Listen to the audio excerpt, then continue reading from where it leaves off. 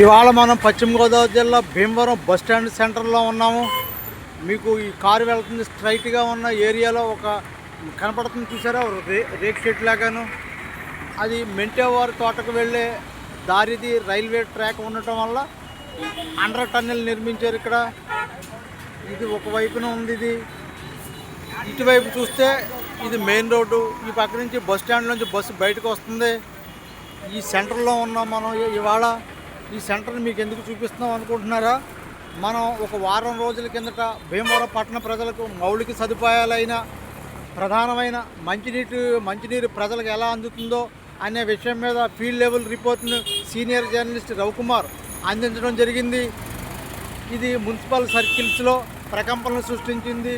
దీంతో engineering staff స్పందించి ఈ బస్టాండ్ సెంటర్లో ఉన్న లీకేజీని కంట్రోల్ చేసే పనిని స్టార్ట్ చేశారు.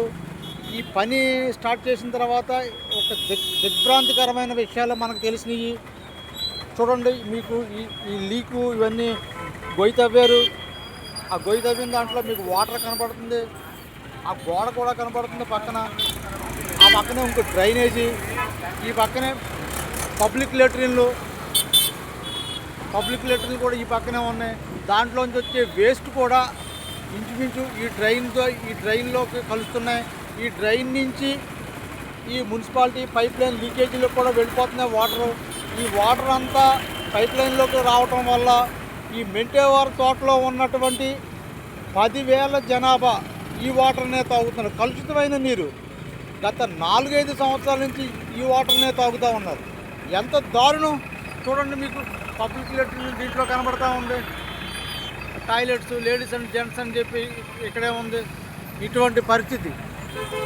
ఇంతమంది ఆఫీసర్లు తిరుగుతున్న జిల్లా కలెక్టరు చదలవాడ నాగరాణి, అట్లాగే Bhimavaram municipal special officer and RDO Praveen Kumar Reddy, వారు ఎందుకైనా స్పందించట్లా. వాళ్ళు ఈ జిల్లాకి అవసరమా అనే ప్రశ్న భీమవరం ప్రజల నుంచి ఉత్పన్నం అవుతూ ఉంది.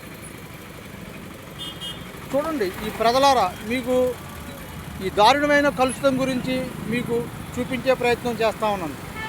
గొయ్యి తవ్వారు, అప్పుడే 2 రోజులైంది.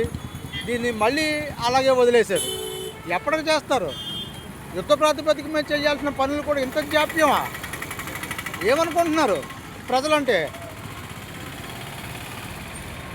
చూసారా నీళ్లు ఎంత కలుషితంగా ఉన్నాయో నీళ్లు. డ్రైనేజీ క్లోజప్లో చూపించే ప్రయత్నం చేస్తాను. లెట్రిన్లో యూరిన్స్ కూడా కలిసిపోతున్నాయి. దీంట్లోనూ మలమూత్రాలు. మెంటేవారి తోట ప్రజలు వీటినే తాగుతూ ఉన్నారు. ఇంత దుస్థితి వాళ్ళకి ఎందుకు వచ్చింది? వాళ్ళు ప్రజలు కాదా, మనుషులు కాదా? వాళ్ళ ప్రాణాలతో చెలగాటం ఆడతారు అసలు మీరు? ఈ విషయాలన్నీ మీ దృష్టికి తేవాలని ఇవాళ ఇది చేయటం జరిగింది.